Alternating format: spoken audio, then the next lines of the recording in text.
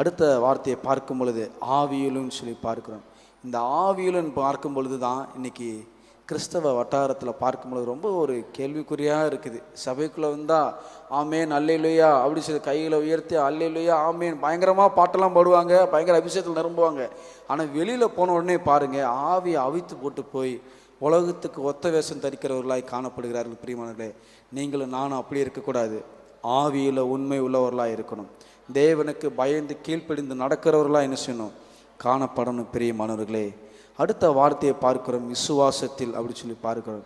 எப்பொழுதுமே விசுவாசத்தில் தேவனுடைய வார்த்தைக்கு அர்ப்பணிக்கப்பட்டவர்களாக, தேவனுடைய வார்த்தை மேலே நம்பிக்கை உள்ளவர்களாக, விசுவாசம் உள்ளவர்களாக. அங்கே ஆபிரகாம் பார்க்கிறோம். ஆபிரகாமை குறித்து நாம் பார்க்கும் பொழுது அங்கே நம்புவதற்கு ஏது இல்லாத ஒரு சூழ்நிலையில் கூட தேவனுடைய வார்த்தை மேல் நம்பிக்கை வைத்து விசுவாசமாக இருந்தான்.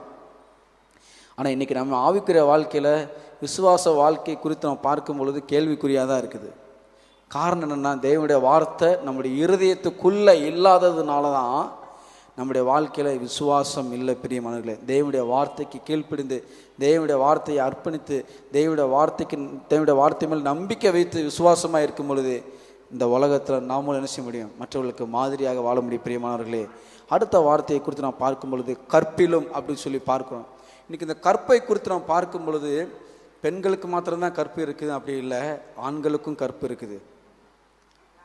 ரொம்ப ஜாக்கிரதையாக இருக்கணும். பிரியமானவர்களே, பெண்களாக இருந்தாலும் சரி தான், ஆண்களாக இருந்தாலும் சரி தான், எல்லாவற்றிலும் கற்புள்ளவர்களாக இருக்கணும். வார்த்தையில் கற்புள்ளவர்களாக இருக்கணும், நடக்கையில் கற்புள்ளவர்களாக இருக்கணும், செயல்களில் கற்புள்ளவர்களாக இருக்கணும், நம்ம வாழ்கிற விசுவாசமுள்ள வாழ்க்கையில் கற்புள்ளவர்களாக இருக்கணும். எல்லாவற்றிலும் கிரிகையில் என்ன செய்யணும், கற்புள்ளவர்களாக இருக்கணும். பிரியமானவர்களே, இந்த 6 விதமான காரியங்களை பவுல் அங்கே தீமோத்தேயுவுக்கு அழகாக ஆலோசனை கொடுக்கறதை குறித்து நாம் பார்க்கிறோம்.